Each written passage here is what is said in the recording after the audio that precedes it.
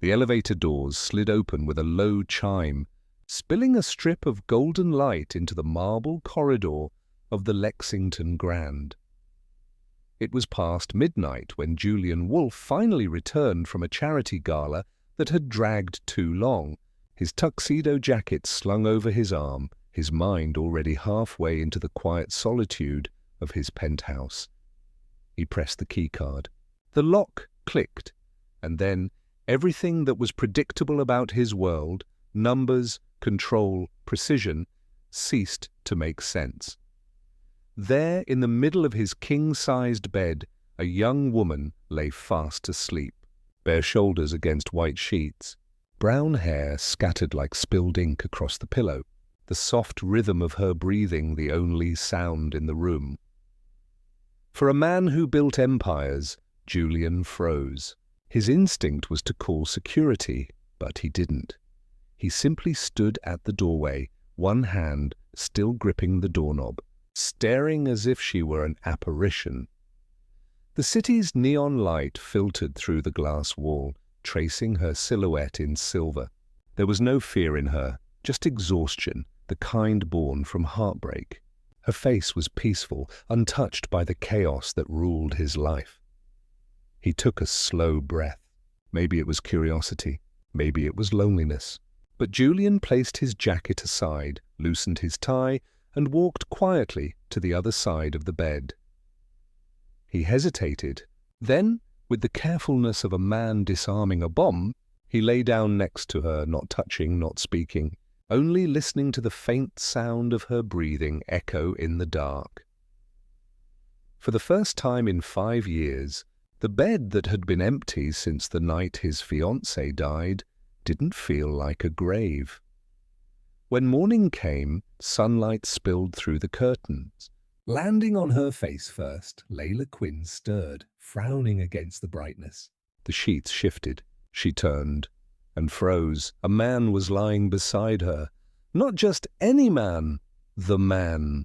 Julian Wolf, New York's most enigmatic billionaire, the face on every finance magazine, the man whose name was whispered in boardrooms like a spell.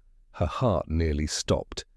What are you? Oh my God, she stammered, clutching the blanket to her chest, eyes wide. Julian opened his eyes slowly, like someone who had expected the storm. His voice was deep, low, annoyingly calm. You're not exactly the kind of surprise I expected this morning. Leila's throat went dry. I can't explain. This wasn't supposed to. Oh my God, I'm going to jail. He sat up, elbows resting on his knees, studying her with unnerving composure. You're not going to jail, he said, but you're going to tell me why you broke into my penthouse. Her cheeks burned crimson. She was still wrapped in his blanket, hair tangled, mascara smudged. It was a dare, she muttered, barely audible. Julian blinked once. A dare? Yes, my friends. They thought it would be funny if I... She swallowed hard. I just had to lie here for an hour. Then I'd leave. But I must have fallen asleep. He tilted his head, lips curving in something that wasn't quite a smile. You broke into a billionaire's bedroom. For a dare? Leila nodded, mortified. I swear I didn't mean... Julian raised a hand. Stop apologizing. You look terrified enough already. Silence hung between them, absurd and fragile. Leila sat on the edge of the bed, clutching the sheet, trying to remember how to breathe. Julian reached for his shirt from the chair, buttoning it slowly, eyes never leaving her. You can relax. I'm not calling security, just get dressed. Relief flooded her chest, quickly followed by a wave of humiliation. She gathered her clothes from the floor, her dress, her shoes, and hurried to the bathroom. Julian stood by the window, watching the city wake below, his reflection faint in the glass. Something about her had unsettled him, the innocence maybe, or the way she'd looked at him, half afraid, half ashamed, like someone who didn't belong anywhere. When she stepped out, fully dressed, she mumbled, I'll go. I'm so sorry. He turned then, eyes calm but unreadable. Wait! Leila froze at the door. Julian walked closer, every movement deliberate, his tone strangely soft. "Come back tomorrow. 10 a.m., she blinked. Why? "Because I'd like to know why a girl like you thought she needed to do something that reckless." Leila's mouth opened, but no words came out. He was serious, and she couldn't decide which was crazier, breaking into his room or being invited back. Are you serious?" "Always," he said simply. As the elevator doors closed behind her, Leila pressed her back against the mirrored wall, heart still racing. The night flashed through her mind, the bar, the laughter, the humiliation that pushed her into saying yes to the dare. It had started as a joke. "Come on, Leila, you've been boring since forever. Live a little." Her friend Naomi had shouted over the music. The challenge was stupid.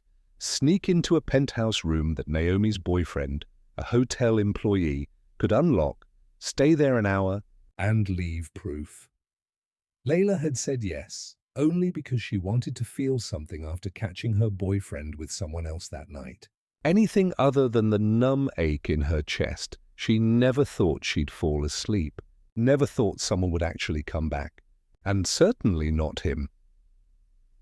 That morning, as Julian stood alone in the penthouse, the faint warmth where she had lain still lingered on the sheets. He looked down, almost smiling to himself. "A dare," he murmured. "Of all the ways for the universe to test me." But as he turned away, something in his chest shifted. Small, unfamiliar, dangerous. He didn't know her name yet, but he already knew one thing: he wanted to see her again. Leila hesitated at the revolving doors of Wolf Tower, staring up at the glass skyscraper that sliced into the Manhattan sky. The sun hit the surface, throwing shards of light that made her squint. Or maybe that was just her brain trying to convince her to turn around. "This is insane," she thought. She was here because a billionaire who found her half naked in his bed had told her to come back. And worse, she had said yes. Her reflection in the glass looked small, nervous, painfully out of place. Jeans, a cream sweater, hair pulled into a clumsy bun. She looked nothing like the women who worked inside, confident, sculpted, perfectly put together. But still, she pushed the door open. The receptionist didn't even blink when Leila said, "Julian Wolf asked me to come." She was escorted to the private elevator and taken straight to the 72nd floor. When the doors slid open, the air felt different. Colder, quieter. A symphony of polished steel, soft jazz and city light. The penthouse office looked more like a gallery than a workplace. Minimalist furniture, massive windows, a single black piano in the corner. And there he was, Julian Wolf, in a charcoal suit, sleeves rolled up, a glass of espresso in one hand and a stack of papers in the other. When he looked up, his eyes were unreadable, cool grey, like the Atlantic in winter. "You came," he said simply, as if he hadn't left her completely bewildered last night. Leila swallowed hard. "You told me to." A faint, almost invisible smile tugged at his lips. "And you do everything strangers tell you?" "Only the rich ones," she blurted, before realizing what she'd said. He actually laughed, a low, surprised sound, like someone who'd forgotten how. It lasted only a second, but it was enough to ease the tension hanging in the air. He gestured to the chair across from him. "Sit, Miss Quinn." She obeyed, fingers gripping the edge of the chair. "How do you know my name?" He tapped his tablet. "You left your wallet in my room. I had someone return it to you this morning." Her face flushed. "Oh." Julian studied her for a moment, the silence stretching. "So, tell me, Leila Quinn, why did a design student with no criminal eyes recall break into a penthouse worth $20 million? She stared at her hands. "It was a stupid dare. I didn't think anyone would actually." "Come home?" he finished. Yes, I gathered that. She dared a glance at him. He wasn't mocking her, not exactly. There was curiosity there, and something softer, though fleeting. The kind of softness that didn't belong to a man who controlled half of New York's investment capital. Julian leaned back, fingers steepled. You could have picked any room in the building. Why mine? Leila hesitated. The truth felt too embarrassing to say out loud, but he waited, and there was something about his gaze that made lying impossible. I didn't choose, she admitted. It was random. My friends were drunk. I just wanted to feel something that wasn't heartbreak for once. He didn't look away. Who broke your heart? My boyfriend, she said quietly. 3 years together. I found him with someone else last night. Julian's expression didn't change, but his voice softened. I see, Leila gave a small, shaky laugh. So yeah, I guess breaking into a billionaire's room felt poetic. The world's worst rebound decision. Julian's eyes flickered with something unreadable, amusement maybe, or empathy. Well, he said, you've set a high bar for bad decisions. I tend to excel at those, she muttered. For a while they just sat there, the hum of the city below, the faint hiss of the espresso machine filling the silence. Leila felt oddly calm. The fear that had paralyzed her the night before was fading, replaced by a fragile curiosity about this man who seemed both untouchable and inexplicably human. Finally, Julian said, What do you study? Interior design. Senior year at Parsons. He nodded slowly. So you make spaces feel alive? She blinked at the phrasing. I guess so. He looked around the room. Cold, perfect, expensive. Maybe that's why you ended up here, he murmured. This place could use a heartbeat. Leila tilted her head. You mean this office? He gave a small shrug. This life? The honesty of it caught her off guard. For a second she saw not the billionaire investor, but a man who hadn't let anyone close in years. Why did you invite me back? She asked quietly. You could have just had me arrested. Julian met her eyes. Because you didn't steal anything. That's not a reason. He hesitated, and when he spoke again, his tone was almost gentle. Because you're the first person who's ever been in that bed since she died. Leila froze. She? He nodded once. My fiancée, 5 years ago. Silence filled the space again, heavier this time, but not suffocating. She didn't know what to say. No words felt right. So she whispered, I'm sorry. He smiled faintly. Everyone says that. But you didn't know her. No, Leila said softly. But I know what it's like to lose something that felt like everything.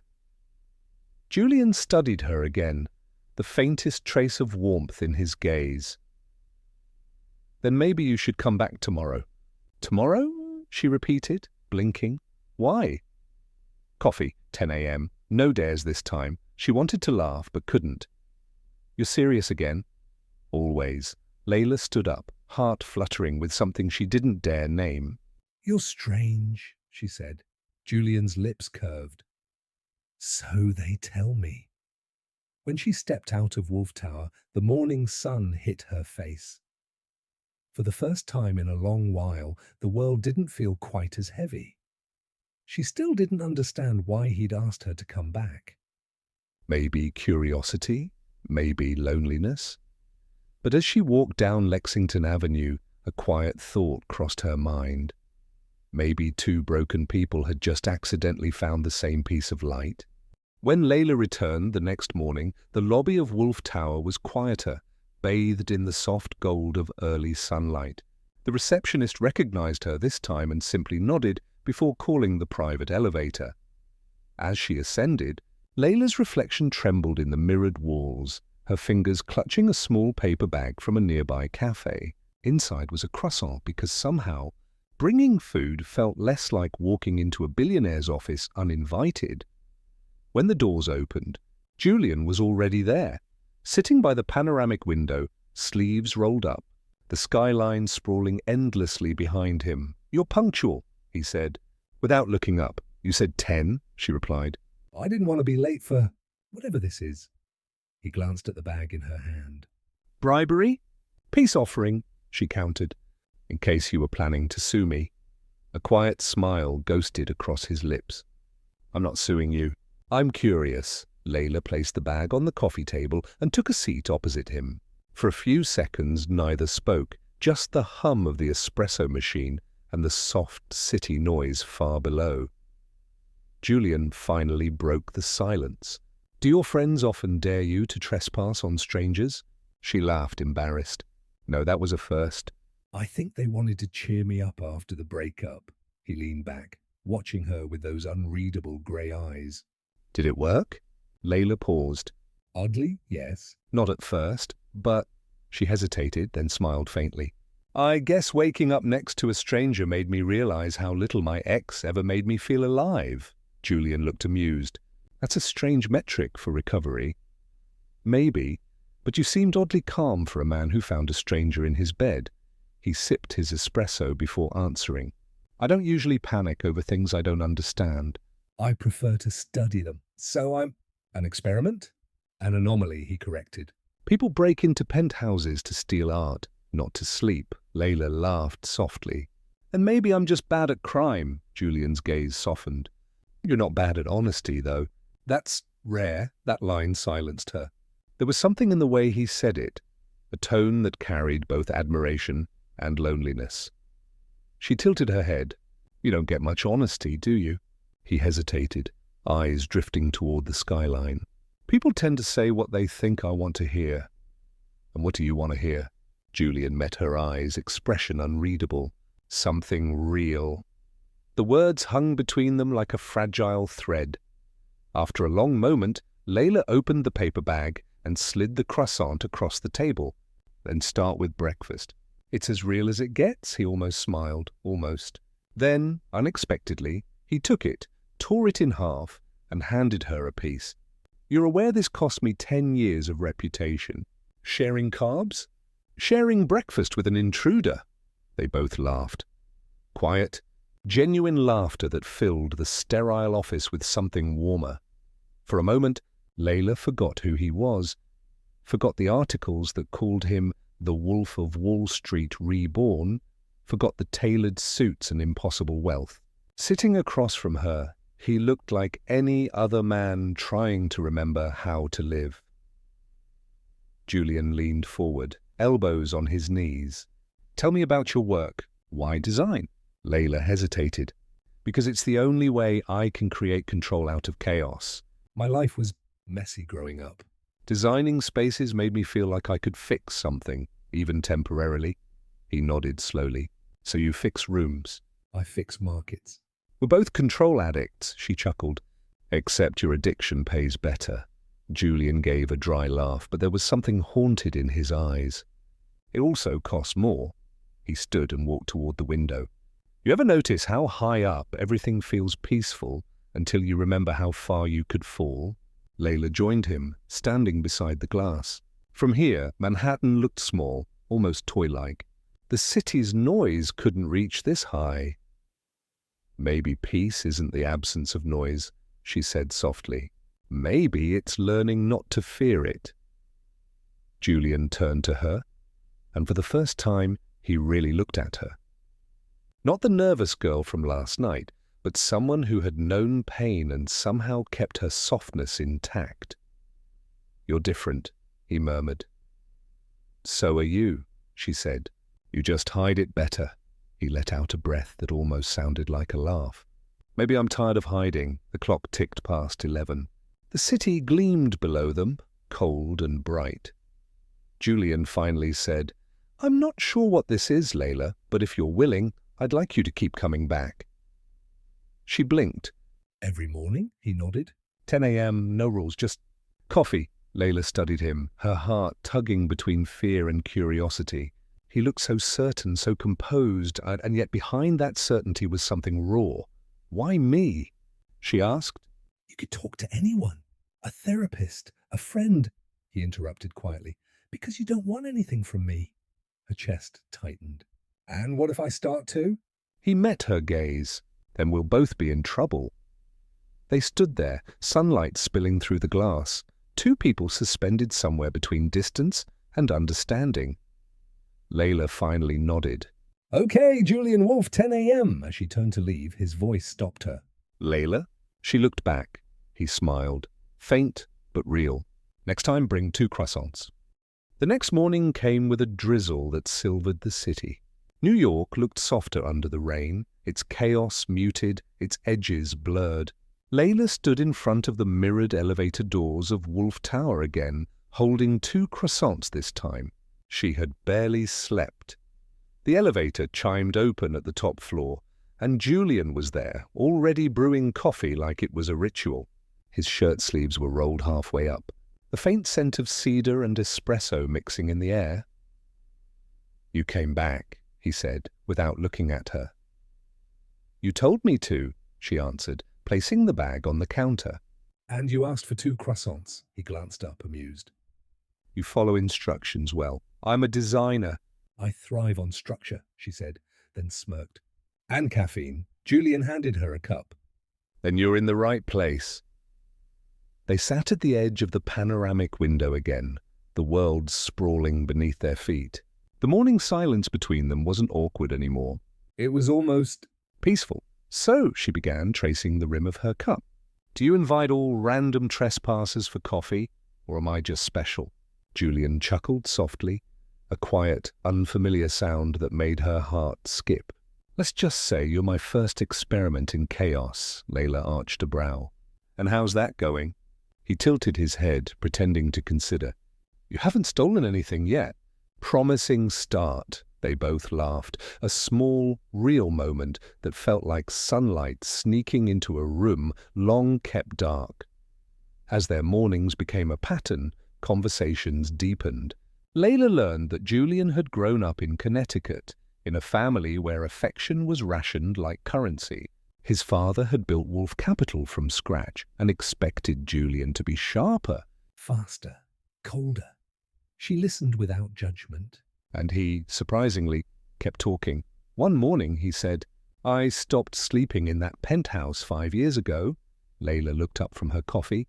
"Why?" Julian's gaze drifted toward the skyline, voice low. "Because that was where I was supposed to start my life with someone." There was a long pause before he continued. "Her name was Elise, my fiancée." "She died in a car crash on her way to meet me." Leila didn't speak. She simply reached for her cup, as though the warmth might soften the ache in her chest.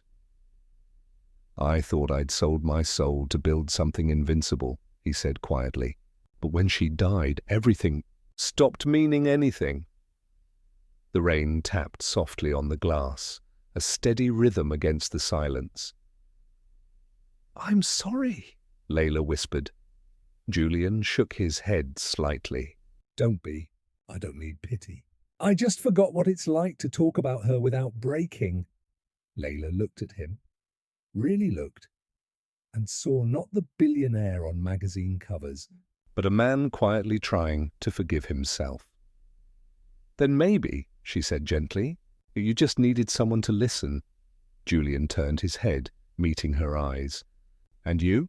"Why were you really there that night?" Leila froze. For a moment she wanted to hide behind humor again, but his gaze was too steady, too kind. "I think," she said slowly, "I was tired of being the background character in my own life. My ex, he made me feel small, invisible. That night I just wanted to do something stupid enough to feel." Real again. He nodded as though he understood perfectly. "You're not invisible, Leila Quinn. You just haven't been seen by the right people." The words hit harder than she expected. Something inside her, something small and neglected, began to stir. The next few mornings turned into a rhythm neither of them questioned. Coffee, Croissants, stories, silence that felt like safety. Julian began to laugh more, small awkward laughs at first, then full ones that startled him. One morning, when she tripped over the corner of his Persian rug and almost spilled coffee on his suit, he laughed so hard he had to set his cup down. "You're impossible," he said, shaking his head. "And yet you keep inviting me back," she teased, smiling. His laughter faded into a softer expression, something close to tenderness. "You make this place feel less sterile." She looked around the office, all glass, chrome, and perfection, and said, "Maybe it just needed a little imperfection." Julian stared at her a moment longer than necessary, his lips parting slightly as though he wanted to say something, but he didn't. Instead, he turned back to the window. "Do you ever wonder," he said quietly, "why two people cross paths the way we did?" Leila smiled faintly. "Maybe because you needed a dare, and I needed a reason." He turned to her, eyes glinting. "And what are we now? A reason or a dare?" She thought for a moment before answering. Maybe both. Outside, the rain had stopped. Sunlight broke through the clouds, scattering across the city like gold dust. For a fleeting moment, it illuminated Julian's face. And Leila could swear she saw something change there, something soft and vulnerable flickering behind his composure. Neither of them spoke again. They just sat there. Two strangers, two mirrors, quietly finding pieces of themselves in the other. And for the first time in 5 years, Julian Wolf smiled, not because he had to, but because he wanted to. The invitation arrived in an envelope black as ink, embossed with silver letters, the St. James Foundation Annual Charity Gala. Leila turned it over in her hands, reading the small card inside. Dress code, formal. Bring your smile. Julian had left it on her coffee cup that morning, as if it were nothing. "Come with me," he'd said, casual, like asking her to grab lunch. Now, standing in front of the mirror in her tiny apartment, she was anything but casual. She had borrowed a dark navy dress from her roommate. Simple, fitted, and just elegant enough to pass. She barely recognized herself. When she arrived at the venue, the marble staircase gleamed under the chandeliers, the air humming with champagne and money. Cameras flashed. Women in silk gowns and diamonds glanced over, measuring her in one sweep. And then she saw him. Julian Wolf stood at the center of the crowd like gravity itself. Sleek black suit, cufflinks catching the light, expression unreadable. But when his eyes found her, something in them softened instantly. He walked toward her, ignoring the murmurs. "You came," he said, his voice low, carrying that steady calm that always disarmed her. "You invited me," she replied, trying to sound braver than she felt. "You look." He hesitated, then smiled faintly. "Unexpected," she laughed, the tension easing. "I'll take that as a compliment."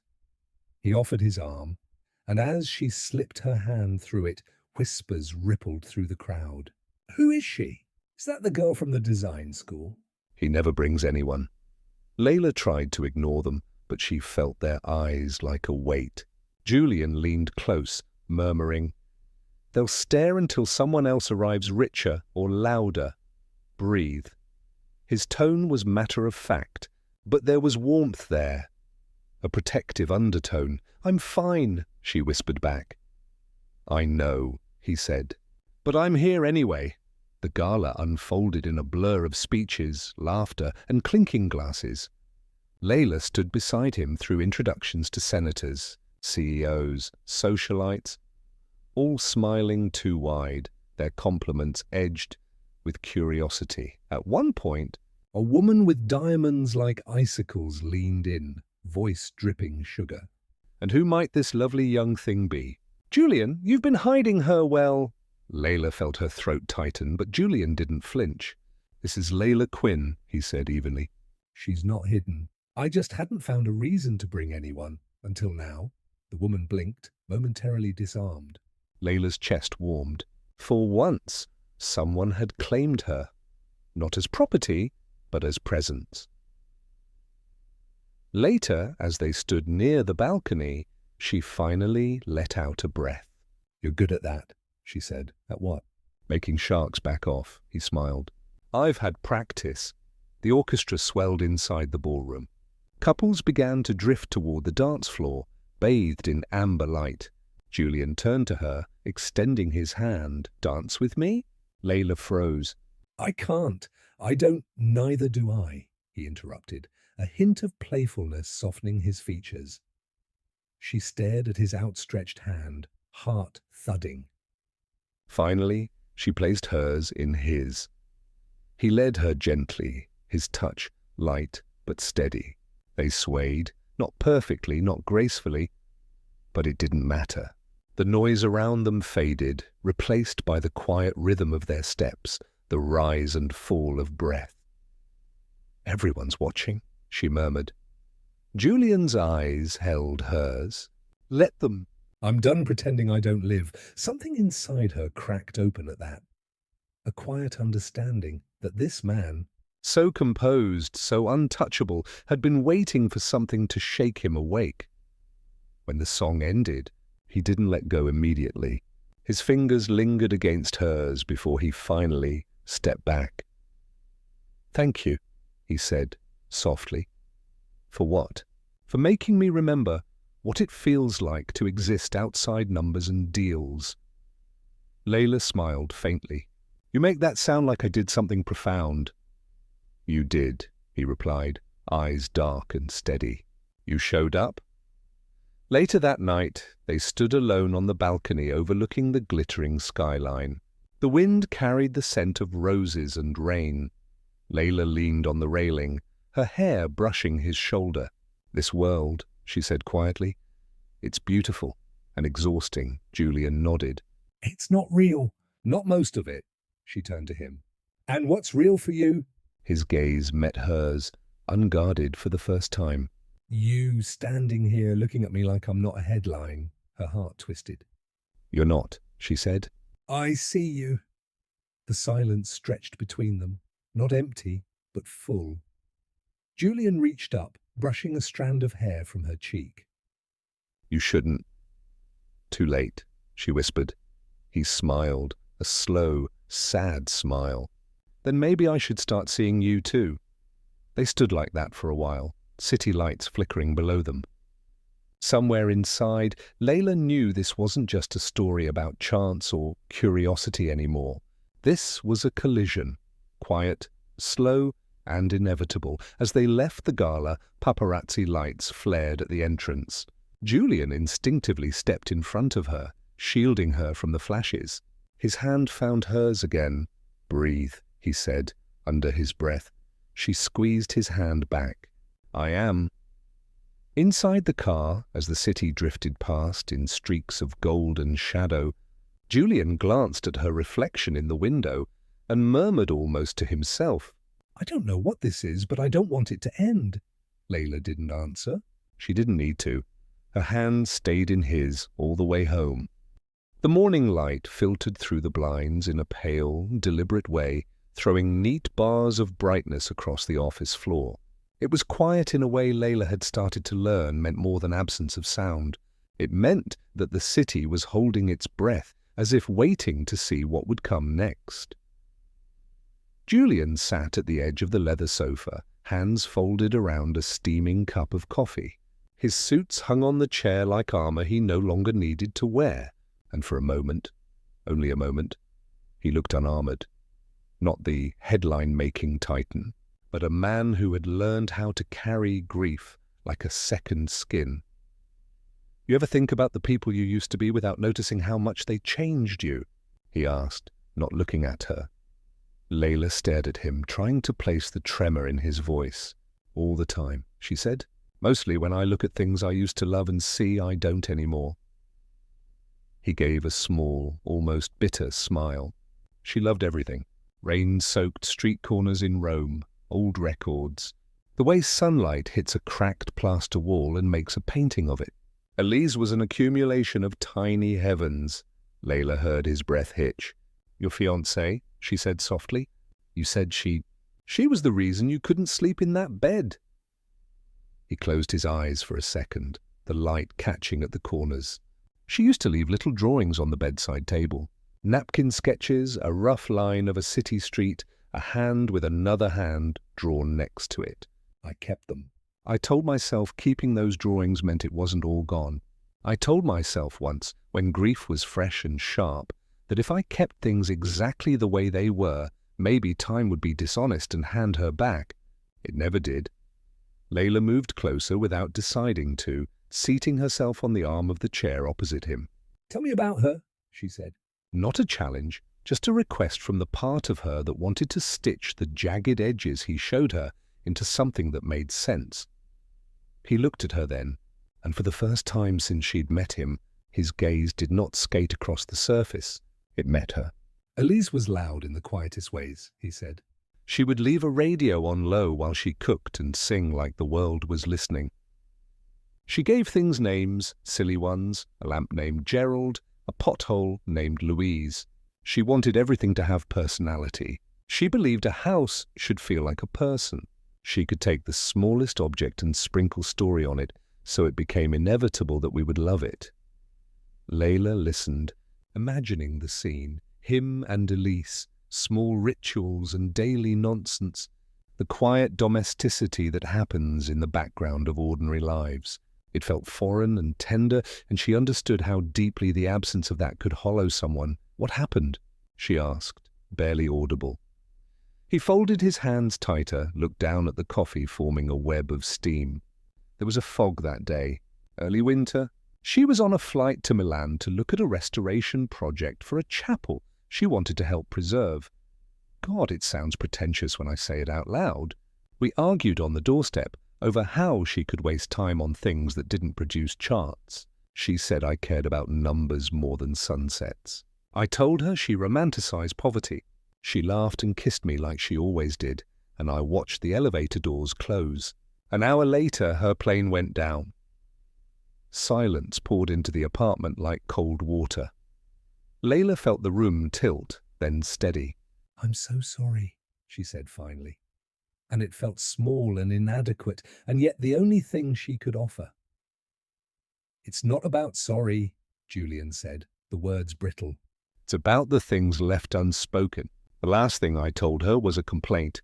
I wish, every day, that I could take back the way my voice sounded that morning. I wish I'd said, "Go see the world."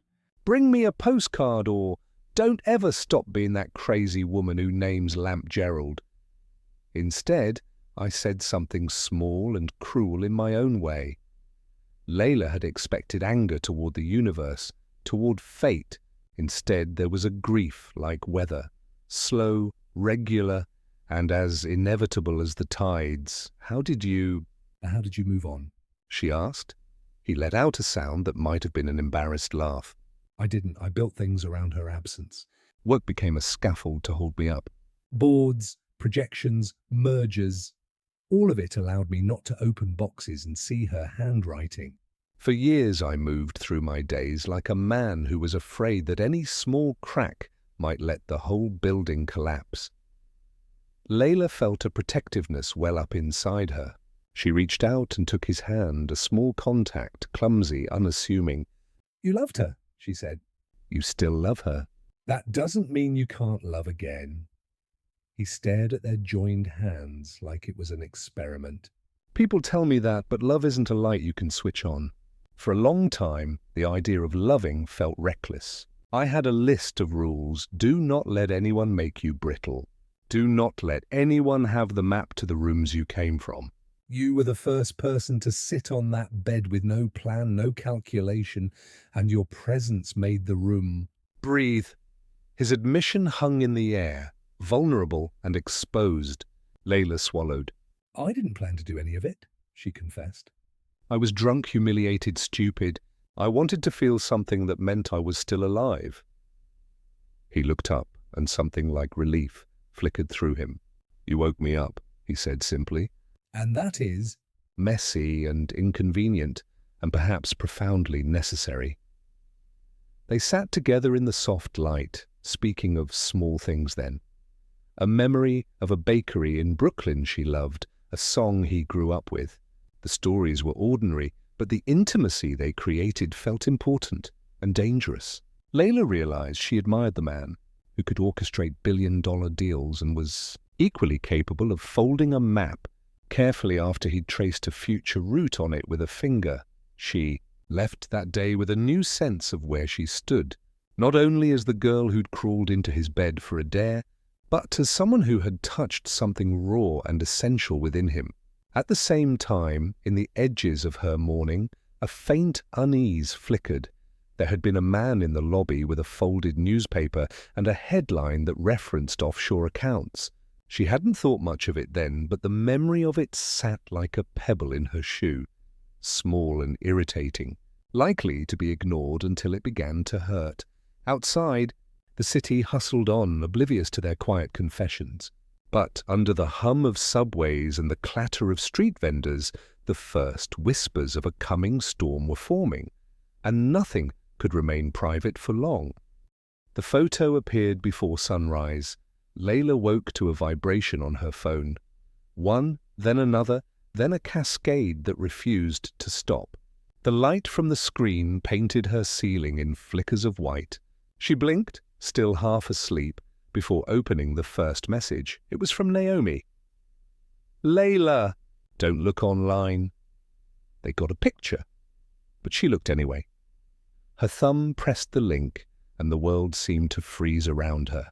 There it was, a photograph taken in the grey dawn outside the Lexington Grand. She was stepping into a cab, hair loose, coat barely wrapped around her shoulders. The caption burned like acid. "The billionaire's new toy." Below it, a flood of comments, hundreds within minutes. Classic gold digger move. "So that's the Dare girl? Guess it paid off." "He changes them every season." She dropped the phone. The sound echoed in the quiet apartment like a gunshot. For a long time, she sat there on the bed, heartbeat pounding against her ribs. The words felt unreal, like they were happening to someone else. But then the phone buzzed again, and the illusion broke.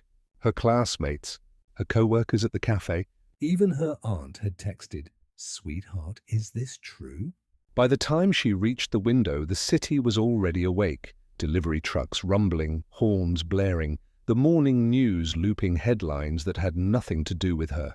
Yet she knew somewhere in that endless digital noise, her name was being passed from stranger to stranger like gossip at a party she hadn't chosen to attend. At Wolf Tower, Julian was already at his desk when his assistant knocked. He looked up, impassive, as the tablet was placed before him. The same headline glowing across the screen. He didn't flinch, didn't curse. He simply stared at it for a moment, jaw set. When Leila arrived an hour later, breathless from dodging photographers at the entrance, he was standing by the window, the skyline behind him like a wall of glass and silence. "They found me," she said, her voice trembling. "How? I was careful." Julian turned, his expression unreadable. "They always find what they want to see." He took a step closer, studied her face, the panic, the disbelief. "Are you hurt?" "Does it matter?" she whispered. "They think I'm your—" The word toy stuck in her throat like something poisonous. "They think I broke into your life for attention." Julian's gaze softened for a heartbeat, then cooled again. "Let them think," he said. "They'll dig. They always do." His tone was calm, too calm. That frightened her more than anger ever could. By noon, the story had spread beyond the gossip sites. The Dare girl, they called her now. The mysterious woman who snuck into a billionaire's bed and stayed. Memes, hashtags, theories. A late-night talk show played the headline for laughs. A host winked at the camera and said, "Well, that's one way to get noticed." Leila stared at her reflection in the cafe window later that day. It was the same face, pale, tired, ordinary, but the world had repainted it into something scandalous. People at nearby tables whispered. 2 teenagers giggled, pretending to scroll through their phones. That evening, she hid in the corner of Julian's penthouse, scrolling through comments until her eyes blurred. Every line felt like a cut. She planned it. She seduced him. No one ends up in a billionaire's bed by accident. She closed the screen, her breath shaking. "Why aren't you saying anything?" she asked when he entered the room. "You could tell them the truth. Tell them it was nothing like they think." Julian loosened his tie, sat opposite her. "And what would that change? They'll only twist it again. The more I talk, the more they feed. So we just let them destroy me?" Her voice cracked. "Do you even realize what they're saying?" He leaned forward, elbows on knees, eyes steady. "I do. And I also know this. Storms burn themselves out faster when you don't fight the wind." Leila shook her head, disbelieving. You think silence is strength? "But silence is permission." For a moment, something flickered in his expression, guilt, maybe, or exhaustion. You think I don't want to protect you? "You think I haven't been through this before?" "The press doesn't care about truth, Leila. They care about blood." She felt tears gathering. "Then what happens to me?" He looked away. "You survive." Days passed, but time no longer felt linear. The phone calls slowed. The whispers did not. Her professors avoided her in the hallway. The gallery internship she'd dreamed of withdrew its offer. For reputational reasons. Her life had become a series of locked doors. Julian kept his distance, working late, fielding calls from advisors who spoke in crisis tones. She barely saw him except in brief glimpses. The shadow of his coat as he left, the smell of his cologne lingering like a ghost. One night she found him on the balcony, staring out at the city lights. The air was heavy with unspoken things. "They're saying I wanted fame," she said quietly. He didn't turn around. "Do you care what they say?" Yes, she breathed. "Because I finally started to believe I was more than what people said I was. And now it feels like I'm right back where I started. Invisible, but for all the wrong reasons." He closed his eyes. "This will pass." "No," she said. "This will change me." And then softly, the thing she didn't want to say. "Maybe that's what scares me most, that you'll let it." He didn't answer. The silence between them was thicker than any argument. That night, Leila lay awake on the same bed where everything had begun. The sheet smelled faintly of his cologne and coffee and rain. Somewhere, her name was still trending. Somewhere, strangers were still dissecting a photograph that had taken less than a second to exist. She turned off her phone, pulled the covers to her chin and whispered into the dark, "I was never supposed to be a dare." Her voice cracked. But now that's all they see. And somewhere in the next room, Julian sat alone, watching the headlines roll across the screen, his reflection caught between her face and his own. The silence he'd chosen was supposed to protect her. Instead, it had built a wall neither of them knew how to climb. By the end of the week, the storm had a name, the Dare Affair. It wasn't just an article anymore, it was everywhere. Talk shows, News tickers, podcasts debating ethics of billionaire romances. Leila's name had become an algorithm. Every search result, every headline, every thread. Her face stared back at her, framed between words like scandal, seduction, and deception. By Monday morning, the university sent an official email. In light of recent media exposure, the board has decided to temporarily suspend Miss Leila Quinn from academic participation pending review. The words felt clinical, detached, as if her existence could be paused with one administrative click. She read it 3 times before her fingers went numb. When she called Naomi, her best friend of 6 years, the line rang once before going to voicemail. She texted her aunt. The reply came hours later. "Leila, maybe it's best if you stay away for a while." People are talking. That was the moment she understood. Scandal wasn't noise. It was silence. Silence from everyone who used to care. At Wolf Enterprises, the boardroom was a different kind of battlefield. Julian stood at the head of the table, shoulders squared, as 12 men and women in suits whispered behind laptops and folded arms. Your personal matters are affecting investor confidence, said Caldwell, the chairman, his tone measured but sharp. You understand the optics, Julian? This company cannot survive another headline. Julian's jaw flexed. The company is fine. I'll handle the press. You can't handle this, Caldwell shot back. You've been in every tabloid for a week. They're calling you the wolf who lost control. Our partners are asking questions. He straightened, voice low. If they have questions, tell them the truth. I'm human. That's not what shareholders pay for, Caldwell replied coldly. Step down temporarily. Let PR clean this up. Julian didn't answer. He just stared out the window where rain streaked across the skyline like scratches on glass. By the end of the meeting, he'd signed the papers. A voluntary leave, they called it. When the door closed behind him, the silence in the hallway felt heavier than applause. Leila spent her days indoors now. She stopped checking her phone, stopped walking to the corner cafe. Every time she stepped outside, someone seemed to know. The concierge at her building avoided eye contact. Delivery drivers hesitated before saying her name. She'd become a story people whispered about but never spoke to. One afternoon, a reporter managed to sneak past the front desk, shouting, "Leila, did you plan the scandal? Were you paid?" The words followed her down the hall like arrows until the elevator doors finally shut. When she reached the penthouse, Julian was there. No suit, no tie, just him. He looked tired in a way that no amount of sleep could fix. I told them I'm fine, he muttered. They didn't believe me. Who? She asked. The board? The vultures. He gave a bitter laugh. They asked me to step down, temporarily. She froze. Julian, Don't, he said softly, cutting her off. You didn't do this? But the truth hovered between them like smoke. She hadn't started it, but she was the spark that lit it. That night, thunder rolled across the city.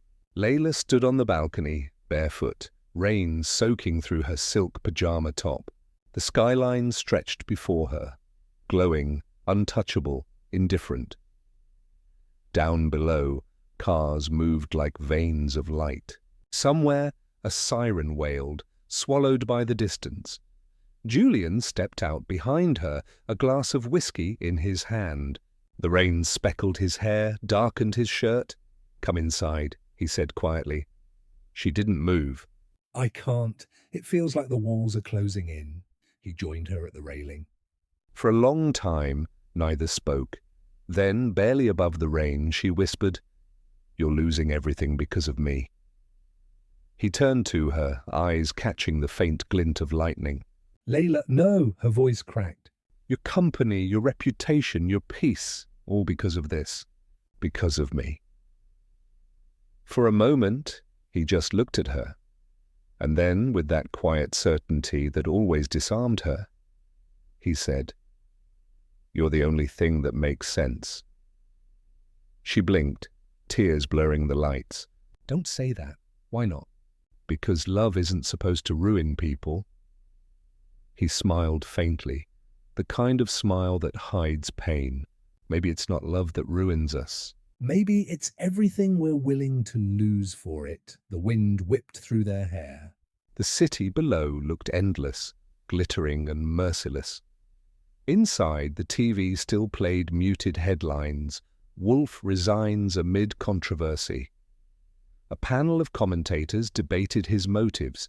One said, "Classic distraction move." Another laughed. "He's probably hiding in Switzerland by now." Leila turned away from the screen. They'll never let us live this down. Julian poured another drink, set it aside untouched. They'll forget eventually. But we won't, she whispered. He met her gaze, and for once, he didn't try to reassure her. He didn't lie, because they both knew love didn't protect them from the world. It only made the world hit harder. Later that night, she lay awake listening to the rain. Julian's silhouette lingered in the doorway, half shadow, half light. He watched her as if afraid she might disappear between one heartbeat and the next. In the stillness, the distance between them had never felt wider. He whispered, almost to himself, "I built everything to feel untouchable. And somehow, you're the only thing that ever touched me." Leila closed her eyes, tears slipping down her cheeks. Neither of them said the word love, but it pulsed in the silence. Fragile, unspoken, breaking under the weight of the world outside. By dawn, the rain had stopped, but the city still looked bruised.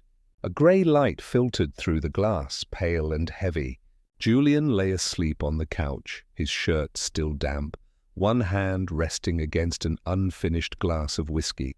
The storm had passed outside, but not within. Leila stood by the window, barefoot, wrapped in one of his shirts. The world below moved on, taxis cutting through puddles, streetlights fading one by one. She looked at him, at the man who had once been untouchable, now fractured because of her. Her throat tightened. She wanted to wake him, to say thank you or forgive me or don't let me go. But every word she thought of would only make it harder to leave. She sat at his desk, where financial reports still lay open. On a scrap of paper she wrote 2 words, trembling slightly. "I'm so sorry." She stared at it for a long time, then placed it on his pillow, right where her head had rested the first night she met him. Her suitcase was light. She hadn't packed much, just clothes, sketchbook, and the one photo she had of her parents. When the elevator doors closed, her reflection shimmered in the glass, a girl fading into the city she once dreamed of conquering. By the time Julian woke, sunlight had begun to fill the room. The balcony door stood open, curtains fluttering with the morning breeze. For a second it felt like peace, until he noticed the silence. Her coffee mug sat cold on the table. Her scarf was gone. "Leila?" He called out. No answer. He walked through the penthouse, the living room, the kitchen, the hallway, calling her name again and again. Nothing but echoes. Then his eyes caught the note. 2 words. "So small, so final, I'm so sorry."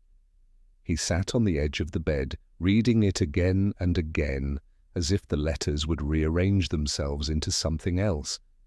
A promise, a reason, a direction. But they never did. Only the scent of her perfume lingered, faint and cruel. That day, he didn't go to the office. He didn't answer calls. He just drove through Lexington Avenue, past the cafes where she once waited for him, through the park where she once told him she used to feed the birds after class, through every corner of Manhattan that had somehow learned her name. Each place felt emptier than the last. At one point, he stopped at a red light, and on the massive LED billboard above, her face appeared, a tabloid still image, her caught mid-step, leaving his building. The headline read, "The Dare Girl Vanishes. Wolf's silence grows louder." He wanted to tear it down. He wanted to scream. But he just sat there, staring, as the light turned green and horns blared behind him. By evening, he ended up at the waterfront, the same spot he used to visit when he couldn't sleep after his fiancée died. Back then, grief was a wound. Now it was a hollow. He threw his phone into the Hudson River and watched the ripples fade. He could almost hear her voice. "Because for once, I didn't want to feel invisible." He laughed under his breath, bitter, broken. "Guess I made you invisible again," he murmured. The night swallowed his words whole. Leila, meanwhile, sat on a nearly empty bus headed north. Her reflection in the window looked unfamiliar, a stranger wearing her sadness. Every few miles she imagined him waking up, finding the note. Would he hate her? Would he understand? When the bus crossed the bridge out of Manhattan, she whispered, "Goodbye, Julian." The words fogged the glass, then disappeared, just like her, back in the city. The headlines evolved with cruel precision. Wolf steps down officially. Investors demand restructuring. The Dare Girl's disappearance, runaway or cover-up? He tried to ignore them. He hired a private investigator. He called every contact he could, but there was no trace, no bank withdrawals. No phone records. As if she had dissolved into the air, days became weeks. His penthouse grew quiet, too quiet. The plants withered. The bed stayed untouched. The smell of her shampoo faded from the sheets. He found himself standing in front of the elevator one morning, pressing the lobby button, half expecting her to be waiting downstairs like before, holding her sketchbook, pretending not to be nervous. But the doors opened to nothing. One night a storm rolled in again, like the city remembering. Julian sat alone in the dark, the skyline flickering outside. He picked up the note again, the same 2 words, crumpled and soft from his hands. "I'm so sorry," he whispered back. "So am I."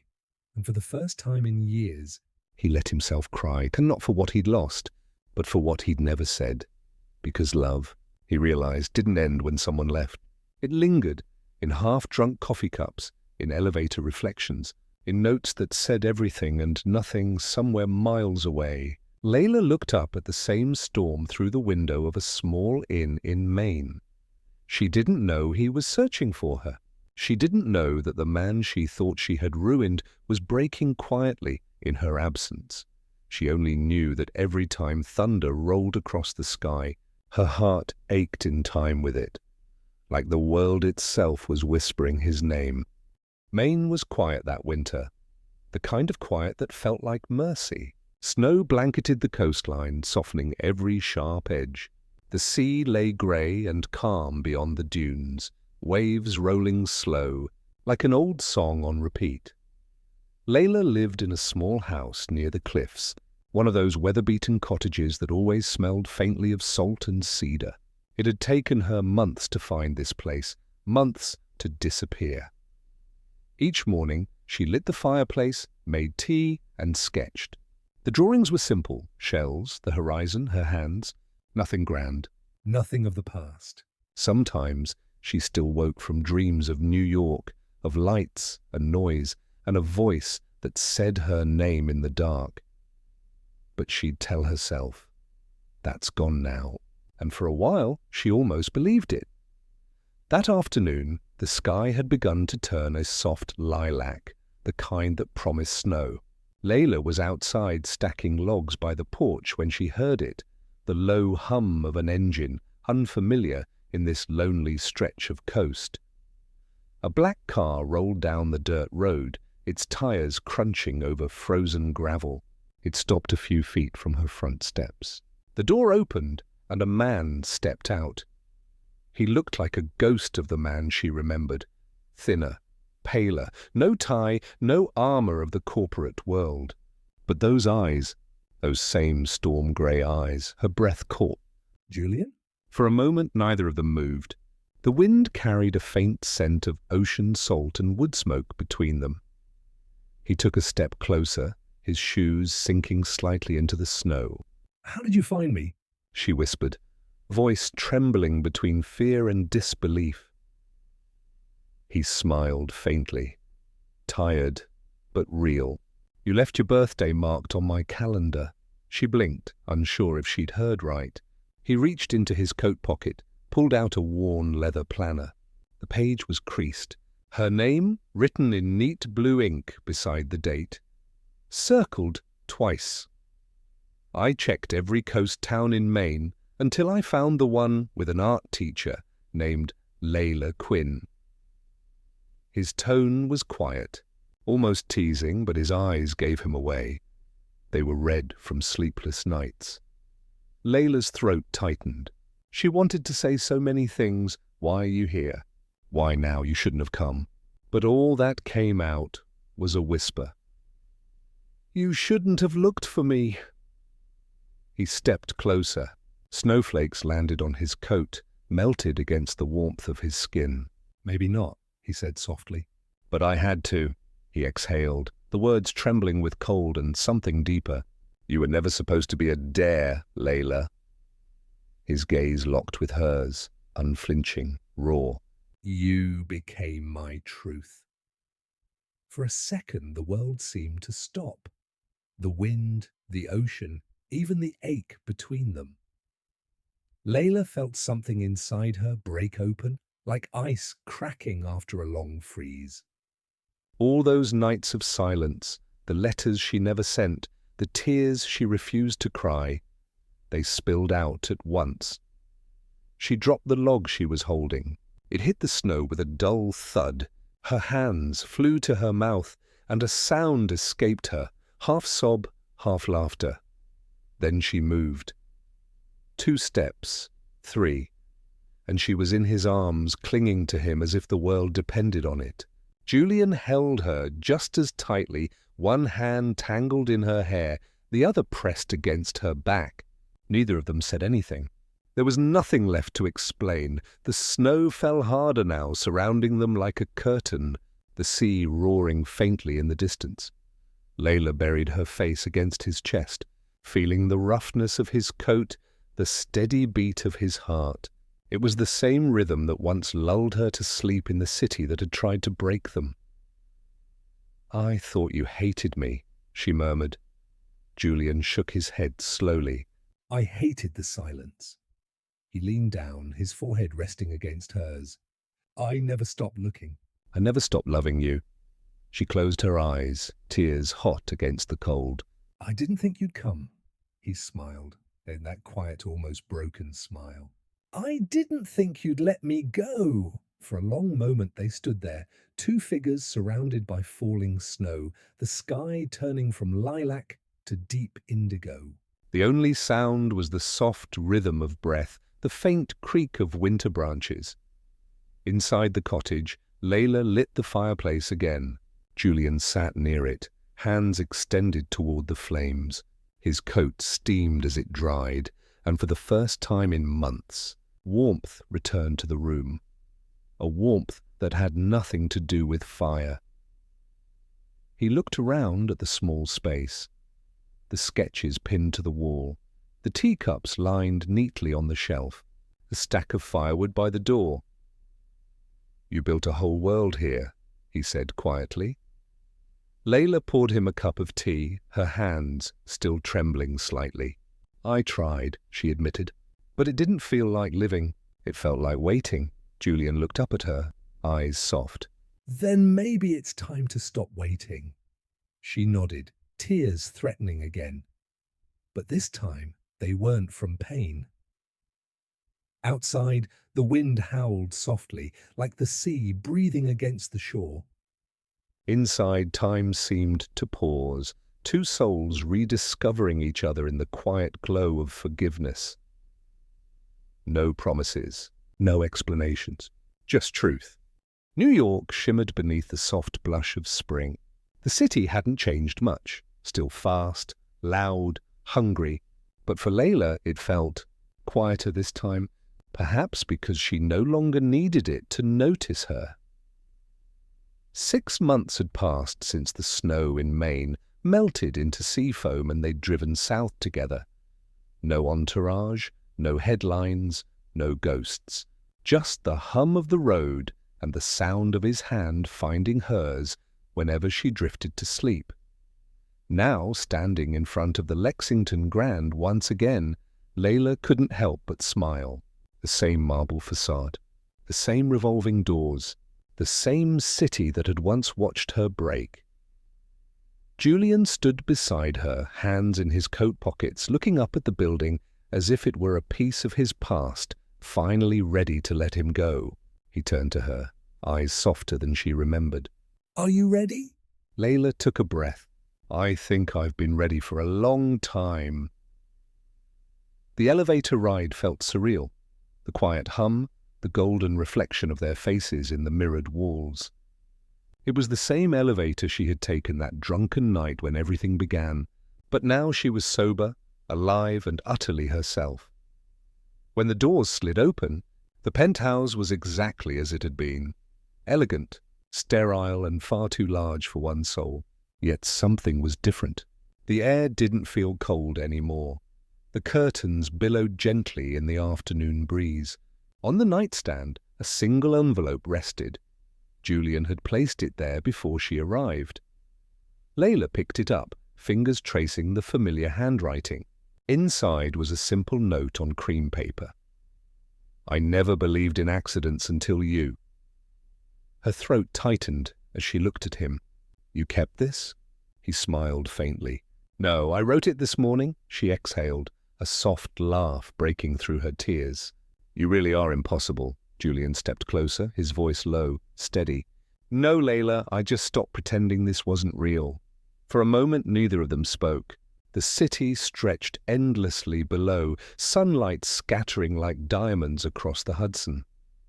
Leila crossed the room and sat on the edge of the bed, that same bed that had once been the stage for a foolish dare. She brushed her hand over the linen, then turned to him. "This is where it started," she said quietly. Julian's gaze softened, and he came to sit beside her. "No," he murmured, "this is where I began." The words sank into the silence between them, not grand, not rehearsed, just true. Leila leaned her head against his shoulder. "Do you ever think about that night?" she asked, half teasing, half wistful. "Every day," he said simply. "Not because of what happened, but because it reminded me that life doesn't wait for those too afraid to feel." She smiled through tears. "So this is what redemption feels like." He turned to her then, cupping her face with one hand. "No, this is what love feels like, when it doesn't need to be perfect to be real." Their lips met, slow, unhurried, familiar, not like the first time when everything was confusion and fear. This was a homecoming. The city's light flickered through the window, wrapping around them like a halo. Outside, traffic hummed, life continued. But in that room, in that precise, fragile moment, time was kind. When they finally pulled apart, Leila laughed softly. "Do you realize this all started because of a stupid dare?" Julian smiled, thumb tracing her jawline. "The best mistake I ever made." They lay back on the bed side by side, staring at the ceiling. For the first time, she didn't feel like a trespasser in his world. "Do you think the world will believe us now?" she asked. Julian shook his head, eyes half closed. "They don't need to." He reached for her hand, entwining their fingers. "We do." Hours later, the city had gone quiet. The skyline shimmered in the distance, lights winking like constellations. Leila turned on her side, watching Julian's profile in the dim glow. His features were softer now, the sharp edges dulled by peace. She whispered, "Thank you for finding me." He opened his eyes, meeting her gaze with a tenderness that melted every last wall between them. "I didn't find you, Leila," he said. "You were never lost. You were just waiting for the right story." She smiled, the kind that came from deep inside, the kind that meant healing. The night stretched on, calm and infinite. Somewhere below, a car horn echoed faintly, a reminder that the world was still spinning. But here, in this quiet space where their story had begun, two people who once collided by accident finally chose to stay. Not by dare, not by destiny, by choice. And this time, when Leila closed her eyes, she wasn't running from the world. She was resting in it with him.